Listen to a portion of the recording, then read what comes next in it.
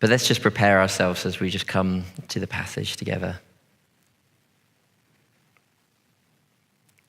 Because what I want us to do this morning is, I want us to take a minute to picture the paths that Jesus is describing. What would it look like if we were to draw the paths described on a piece of paper? What do you see? Let's take the time to really imagine the paths. Let's even see if we can place ourselves on a path. How does the ground feel underneath our feet? Perhaps it's so dry that each footstep creates a cloud of dust that settles on the plants and flowers around your feet. As you walk along the path, your hands are brushing the tips of grass and flowers. You breathe in the fresh air, which is impregnated with the sweet scent of the wild flowers. Perhaps the path that you imagine is the beginning of spring. Perhaps for you, the path would be more barren. Under your feet, the path is spongy. There's clumps of moss and grass providing safe passage through a bog. As you look across the landscape, it blurs together into rolling hills. The air feels thick because the dampness from the bog, it clings to everything. You feel it as you breathe in. You notice it on your clothes. Perhaps the path is gravelly and the terrain is rocky. And rather than the countryside and the landscape is stretching out in front of you, maybe the path stretches out above you, up into a rock face. The air is thin. Your breathing is labored, your lungs are working hard, and you can hear your heart beating in your chest. Perhaps if you imagine the path, it might be like one of these, or it might be entirely different. So picture ourselves on the path. We're not alone on the path. Who do you see walking with you? Is it your friends? Are there any strangers? Are you walking side by side on the path? Or is there so little space that you can only walk in single file? What is everyone wearing? Do you all look similar? Or do the clothes represent the diversity that we have in the world? What can we hear? Can you hear the individual footsteps, the rustling of clothes?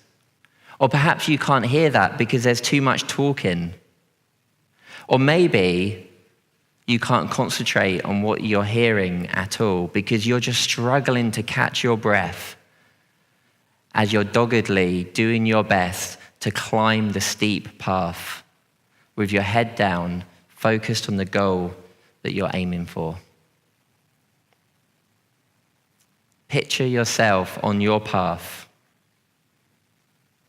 And as you look out from the path, you can see other paths and that they're leading what it seems to be like in the same direction, but you cannot see their destination. The other paths serve as a constant nagging worry. Am I on the correct path? Will it lead me to where I want to go? Am I missing out on something, on one of the other paths? Am I heading in the right direction? There once were two kings who were journeying along their path, and they decided that they would travel together for a while, as they realized that they had the same destination in mind. One of the kings was called Ahab. He was the king of Israel.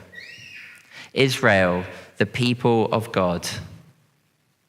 But the king was set on a path of war, intent on reclaiming or increasing Israel's territory. The king of Israel invited the king of Judah, Jehoshaphat, to join in the conquest. He argued, if we can control the highway east of the Jordan, we will control all the trade. But the key to the king's highway is Ramoth Gilead. The king of Judah agreed to the plan. And so, for a while, the two kings walked along their path together. Like anybody embarking on a journey, the kings made their preparations. Particularly, they were concerned if they continued on their path, will they be happy with the destination? Will the journey, the big journey that they're setting themselves on, will it be worthwhile? This kind of question was not unusual, and so over time, the kingdoms had built up a group of the best advisors who they could ask such questions to. The advisors were prophets, hand-selected for the wisdom that they discerned from God. There were many advisors. There were around 400 advisors, a number so large that when they were in agreement, surely they were discerning the will of God. When the kings asked the prophets if Israel should go against the Syrians in war, the prophets were all in agreement. They said, "Go up, for the Lord will give it into the hand of the king." The prophets declared that God was on the king's side and that he would not be defeated. The council that the kings were sitting in, with the 400 prophets laid out in front of him, you can imagine what an impressive sight that would have been. The kings were sat on their thrones. They were dressed in the most magnificent robes, literally robes which were fit for kings. And as they sat on their thrones in splendor and power, they looked out across the prophets who were all prophesying to them. One of the prophets even made a helmet out of iron, or made the horns out of iron to fit onto a helmet. He said that the Lord said to him that with these horns, they shall gore the enemy until they are destroyed. The king sat there and they listened to the prophets who said, God is on your side. The path that you've chosen will end in victory. You will conquer. So the armies of Israel and Judah prepared for their journey. They began their march towards Ramoth Gilead. They proceeded through the wild country, marching along their path until they finally set up camp in the field outside of the city that they were going to conquer. The camp would have been quite a sight. The might of the two armies demonstrated in their glittering military parade. The sound would have been deafening of all the soldiers as they prepared themselves for war. All seemed well. The kings were happy about the path that they had chosen. King Ahab, in particular, believed that he had the Lord's favor, as his many prophets had declared.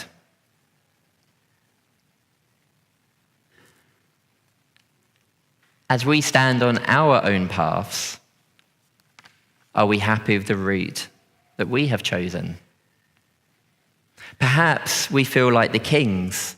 As we look forward to the future, we have the confidence that God is on our side. We are so confident that we are ready to go out into the world to declare the mission of Christ, empowered by the Holy Spirit to play a part in God's kingdom. God is on our side. Indeed, we have called on his name and performed many miraculous and powerful things. We are not a few, we are many, all in perfect communal agreement. We've listened to God and received our answer. We are striving forward, relentlessly advancing on the path we have chosen. As we look around, we see a crowd of fellow pilgrims on a journey together, an adventurous journey, a conquering journey.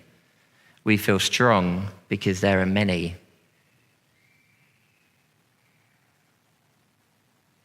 But perhaps things aren't as they seem. Sure, we have the numbers and the agreement, but among the excitement, there is still a feeling of unease. A relentless nag that is constantly threatening to unnerve the crowd on their journey.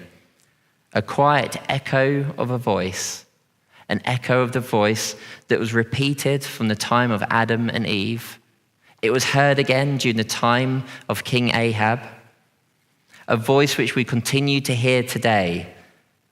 A voice that is often ignored. A voice that is sometimes overwhelmed by the sounds of the crowds. Because it's a voice that isn't saying what the crowd want to hear. It's a lonely voice that is speaking against the many. A voice that says, as I look out across the path that you have created, all I see is hurt, pain, and confusion.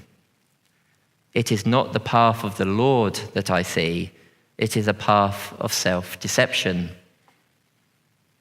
A path that is being carved out by human hands, hands that do not have the guidance of someone who has already mapped out the journey, someone that knows where they are going, that knows exactly where is the destination that we're aiming for.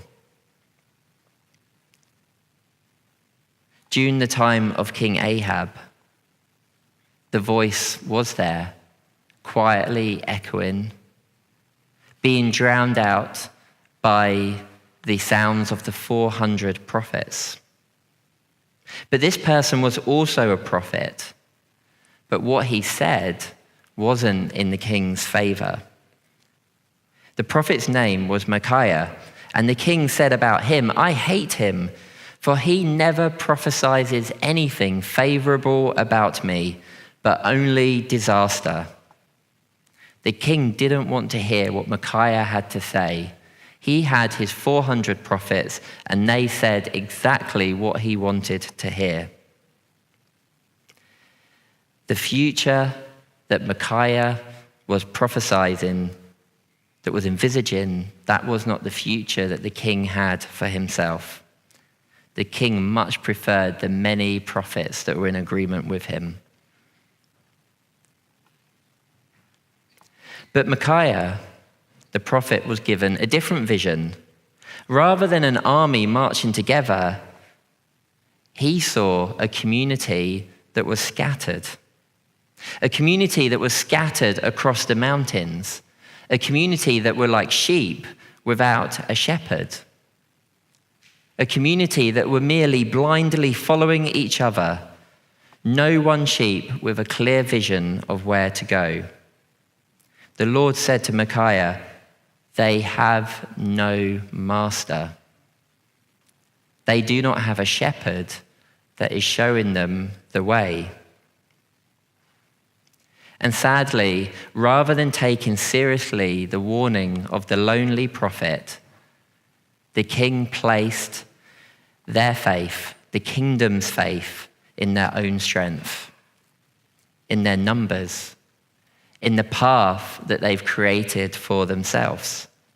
And it ended in death for the king of Israel. Not even the 400 prophets who were calling upon the name of the Lord could save the armies from the path that they had chosen.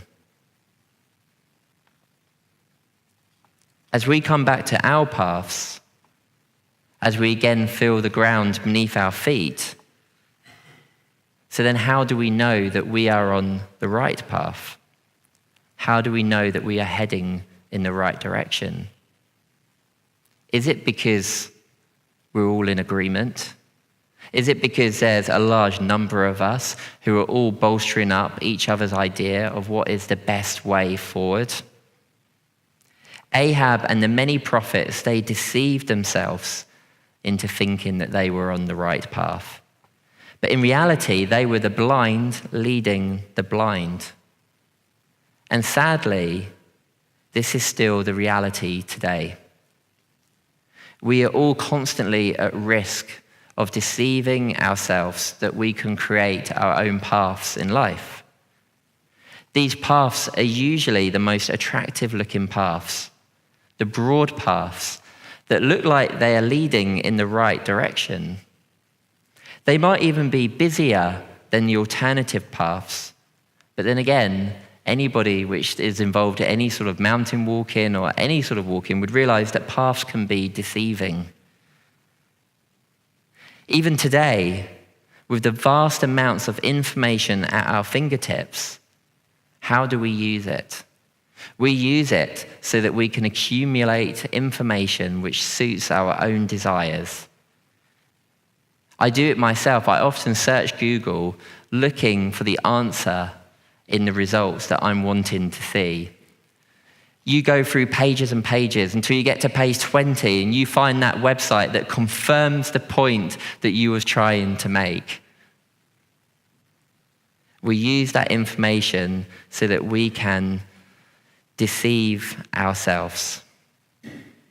And then we repeat the same pattern. We do it time and again. We filter what we hear, and we only take notice of the things that we want to hear.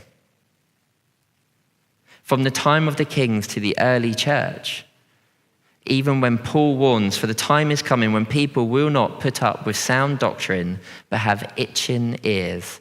They will accumulate for themselves teachers to suit their own desires. From the time of the kings to the time of the early church to today, we have been deceiving ourselves that we know where we are heading. However, in the passages that we've been considering today, Jesus warns us. He warns us that the path we have chosen, actually, it might not be going where we think it is. It might not be leading to life. It might be leading to pain, hurt, and destruction. But Jesus doesn't leave it at that. He doesn't just point out and describe in a route book the routes which are available. He offers us another way. A way that is actually far easier than we often make it out to be. A way that if we're not careful, we overcomplicate with too many instructions, too much criteria. A way that Jesus lays out plainly in his teaching. A way of obedience that heeds the simple but life-saving call, follow me. Jesus doesn't just describe the paths. Jesus doesn't even just map out the paths. Jesus leads us on the paths. We do not need to blindly follow each other as, unlike the armies, unlike King Ahab, we have a shepherd who has come before us, who's laid out a path in front of us and who is walking beside us. And as we come to Easter, as we come to Holy Week, we remember Jesus obediently following the path that God had planned for him. The point of the Experience Easter exhibition, which is running in the Kingsgate Centre, is so that people might discover the amazing story of Jesus' journey and the reality that when Jesus left the tomb, he embarked on a new journey, a journey that he's invited us all to continue with him on. I'd really encourage to go see the exhibition, because as you go round, you leave the exhibition walking, following beside Jesus' footsteps which lead out of the tomb, inviting us onto a journey with Jesus. Jesus calls us to follow him in obedience. And as I've said before, obedience is not some kind of high ideal, and we need to be really careful that we do not present it as that. Because instead, if you follow the Sermon on the Mount, what we've been looking at over the several weeks, we'll realize that actually obedience is about going on a journey.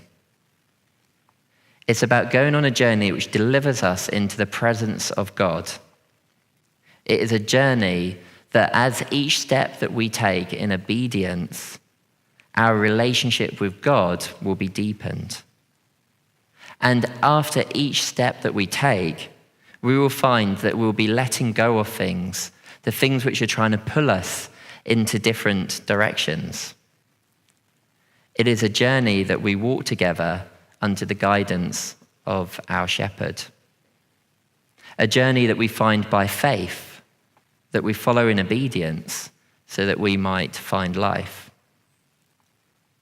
Now this morning, as I was doing spending a bit of time doing my morning devotions, I'm just working through a book called The Early Church Fathers and looking at some things which they have to say on different passages in the Bible. And what was amazing is today's entry for April the 14th, literally today, this isn't some creative license that a preacher is taking. Today's entry says, it's based on Proverbs 3, verse 26, which is, "For the Lord shall be thy confidence, and shall keep thy foot from being taken."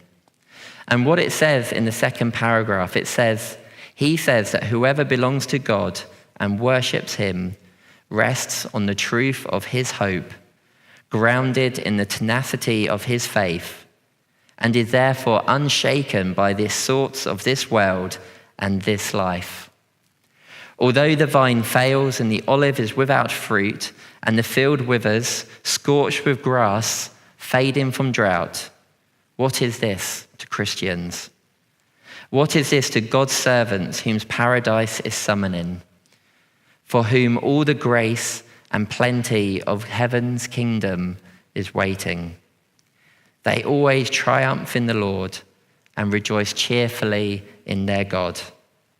They valiantly suffer the evils and misfortunes of the world because they are looking ahead to future blessings and riches.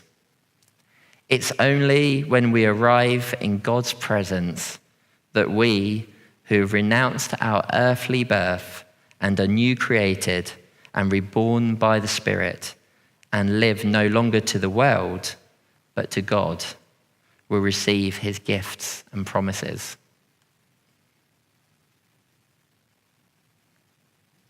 It's quite amazing, really, when you notice that time when things fall together.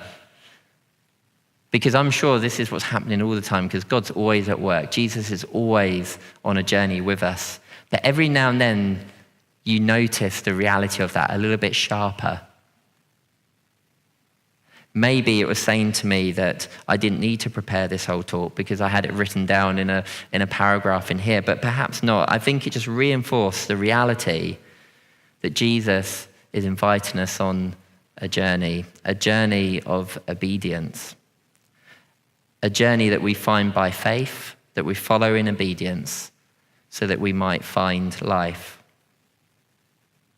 And then now, as we sing together, as we prepare ourselves for communion, we will sing the words which reflect the reality of the journey.